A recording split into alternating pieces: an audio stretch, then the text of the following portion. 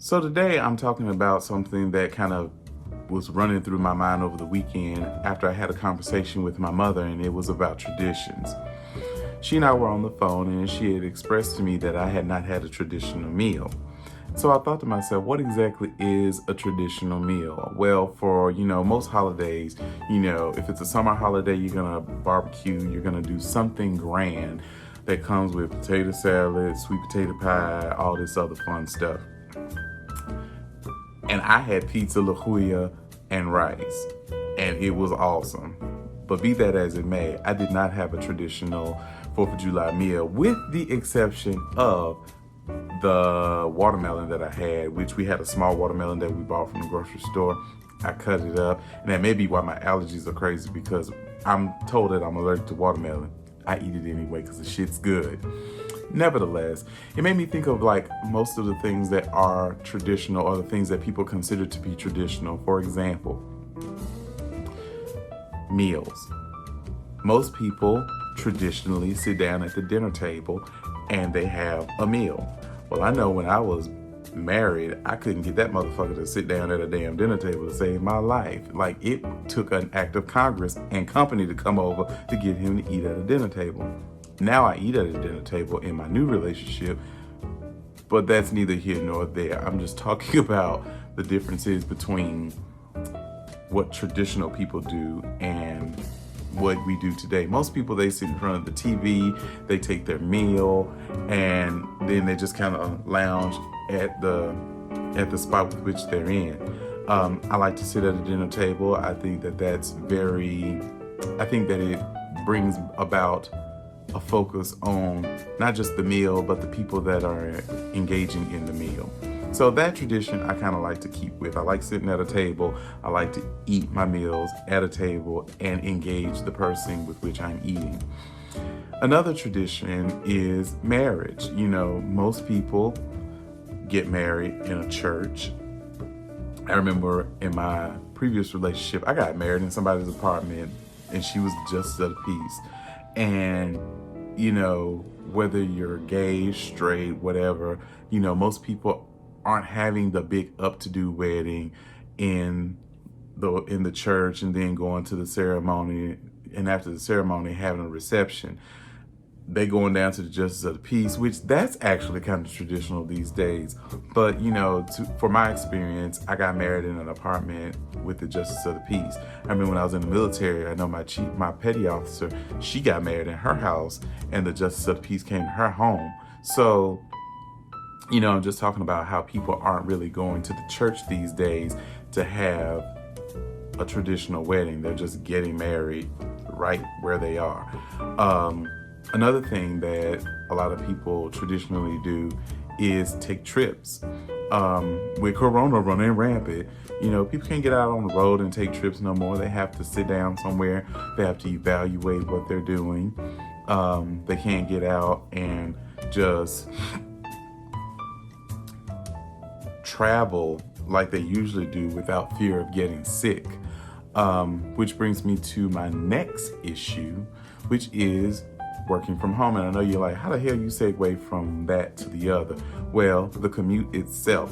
A lot of people are used to getting up at 5 o'clock in the morning, preparing their children, preparing their day, and getting out on the road and dealing with the traffic. Well, a lot of people are working from home, and I'm not exactly sure what's going on this upcoming school year because I don't have children, but a lot of people aren't going to be taking their children to school. A lot of people are going to be homeschooling, which is not a traditional thing. Traditionally, people go school shopping, people go get their clothes together, they do what they got to do to get their outfits, and then they send their children off to school to go buy school supplies. Now, that may still go on, but the simple fact of going to the mall and going shopping, not right now. You don't need no school clothes. You can get some PJs from Walmart or wherever you shop, Target, and carry your butt in that room and get on that laptop and do what you gotta do to get your lesson out, as the old folks say, get your lesson out, and then go on about your business. And then that brings me to another issue, school lunches. What the cafeteria lady gonna do? my full experience and any comedy that you watch is surrounded by the cafeteria lady. You know, I used to love watching, I think it was Cedric the Entertainer, on one of those variety shows that he did. I don't remember the name of it. And he had this skit that he would do where he was like, oh, I ain't got no mashed potatoes. And I absolutely loved it. But I remember growing up, the iconic cafeteria lady was typically a heavyset woman. Shout out to the big girls, but a heavyset woman that, you know, was behind the kitchen, behind the counter in the kitchen buffet, you know, running things, making sure that the green beans, we had enough green beans, making sure we had enough mashed potatoes, making sure we had that fried patty and that chocolate milk. Maybe you want to go back to school now and have chocolate milk. But nevertheless, you know, now we're going to have to start meal prepping for children to have their meals and all that good stuff. So, you know, that's a lot of stuff to deal with that, you know, traditionally we aren't dealing with. So another issue that I want to talk about is family gatherings. Typically, you know, you call up the family and say, hey, we're going to cook out, we're going to do the damn thing. And you have, you know, 50, 60 people in your backyard with the pool going, listening to your music on the radio or what have you, and you having a good time jamming out. Well, you can't do that no more. Not under the guise of Corona. You can't do that no more. You gotta get somewhere and sit down, and albeit the police drive by and you got 10 more people that aren't safely distanced around each other, you're gonna get locked the hell up. You can't do that anymore. Another thing that people typically do traditionally is tuck their children in and read them a bedtime story. Now, I ain't got no kids, so I don't know anything about this. I don't even know if people still doing this, but you know, traditionally, you know, on TV, especially on the Hallmark Channel, you'll have somebody say, oh, would you read me a bedtime story? They snuggle up next to the kid and they read their children a bedtime story and go on about their business. Now, children got iPads. They don't need nobody reading them no bedtime story. They have some AI apparatus running around giving them all the bedtime story they need. If they don't want to read or the light too bright, they can just push a button and it'll read to them and go on about their business. Speaking of people reading to you or putting you to sleep, I had the best experience a couple of weeks ago with audible.com. Now, before I get into this, I do not have any stake in audible.com. I do not have a stake in it. I'm not being sponsored by it or anything like that. But P. Diddy put my ass to sleep in a good way. And it's funny because I'm not going to get into what I was about to say, but it's funny because when I listened to it, I was under the impression that it wasn't gonna work. I'm like, you know, it's a deep relaxation Audible.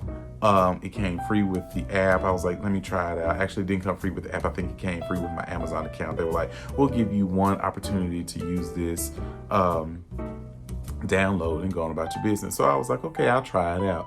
When I tell you P. Diddy's ass put me to sleep, bitch, I was not ready. He put me to sleep.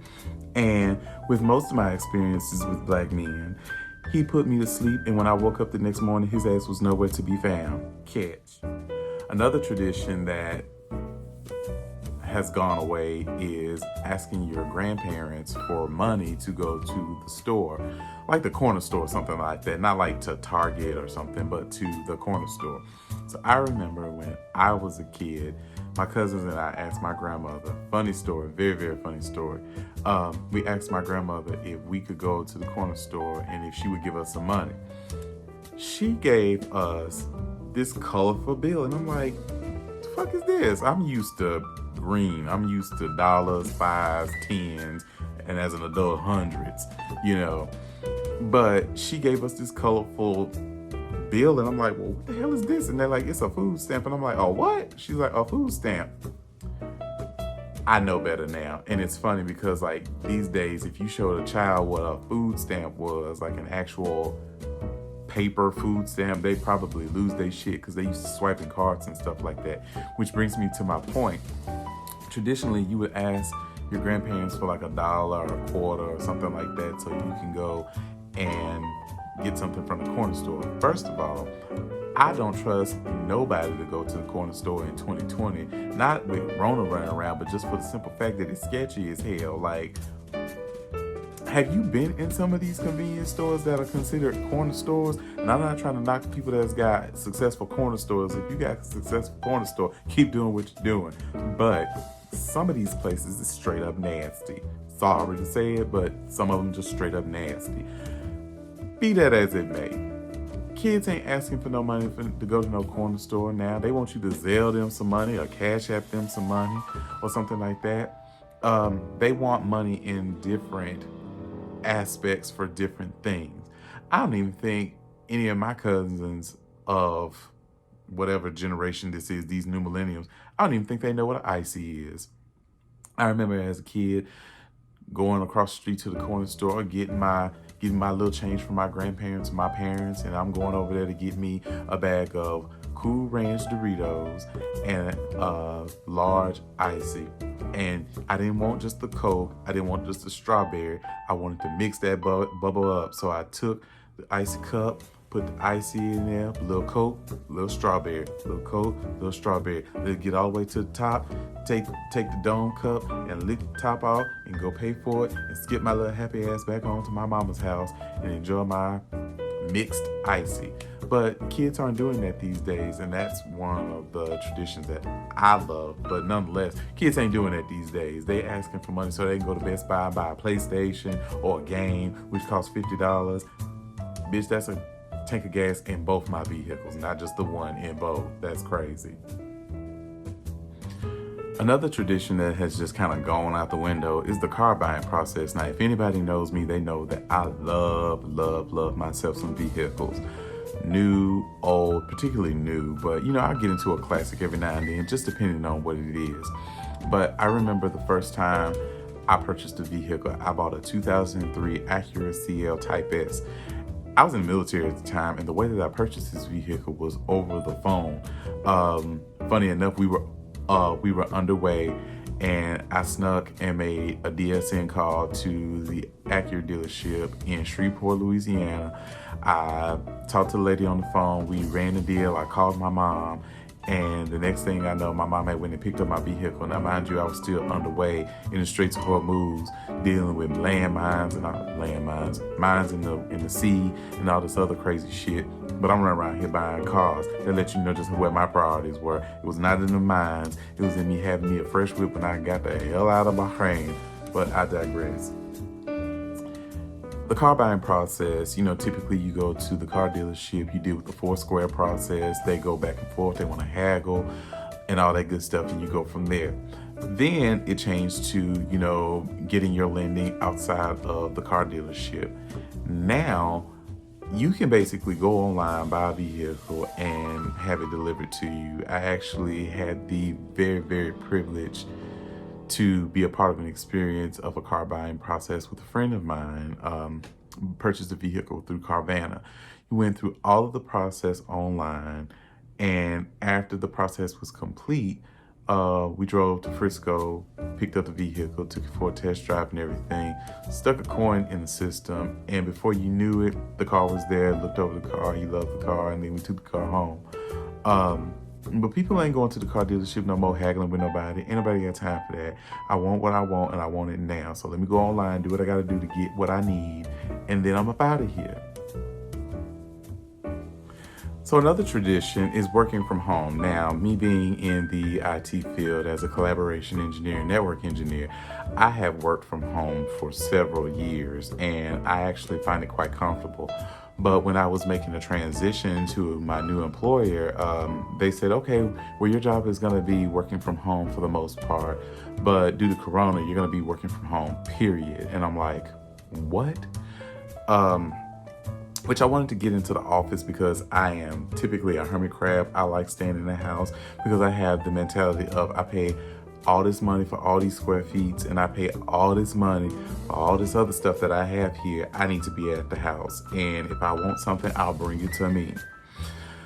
That being said, working from home is an experience that I've always enjoyed, but with Corona being what it is, a lot of people aren't used to this.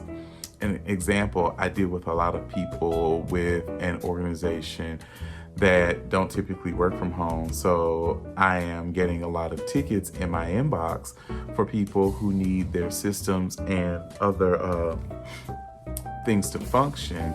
And say I have to contact somebody and I'm talking to them, they're like, oh, I'm not used to this. I'm ready to get back into the office. And I tell them, oh, I've been doing this for years. And they look at me like, well, they don't look at me because I'm not looking at them, but you know, they have the voice inflection as though they're looking at me saying, bitch, how do you do it? And I basically say, you know, I have my little space that I do my job, and that's typically about it. But, you know, I work from home. After I get off work, I go exercise.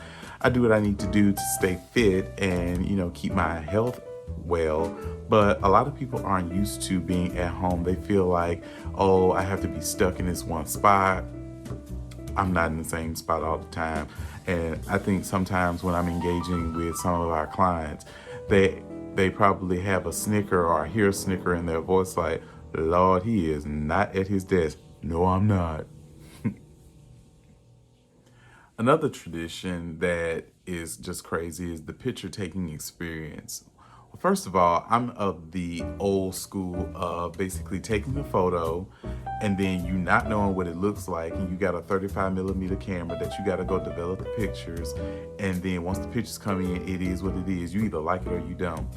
Then they came up with digital cameras, and now you want to take the picture, you want to look at it. You're like, oh, I don't like that pose. Oh, I don't like that look. Oh, the lighting ain't good. This, that, and the third. Then they came out with iPhones, and now you really have the opportunity to put filters on yourself. You don't want to look the way you naturally look. And then you had a nerve to take these pictures that you have filtered to death and then put them online on your dating apps and on your social media networks. And then when people meet you in person, they say, oh, you're not the way that I thought you looked in person. And then you want to get pissed off and say, well, what you mean by that?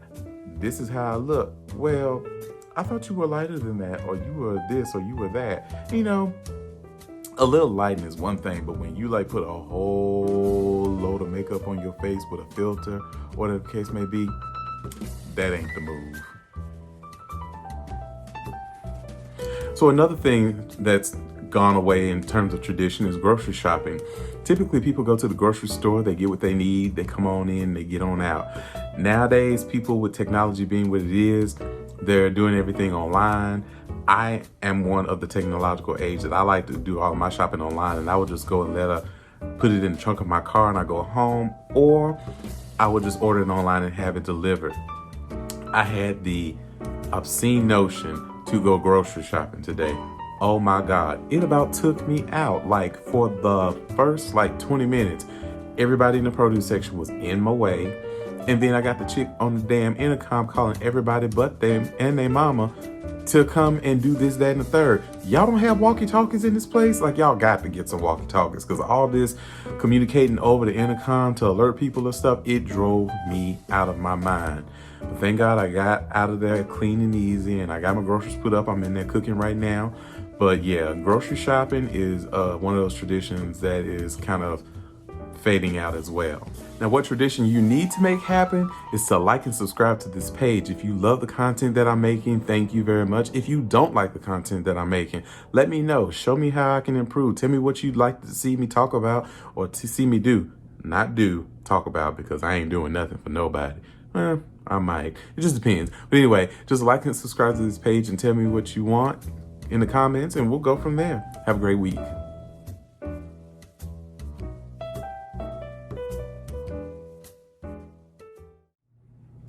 People don't dance. Shit. People don't dance no more. All they do is this. All they do is this. All they do is this.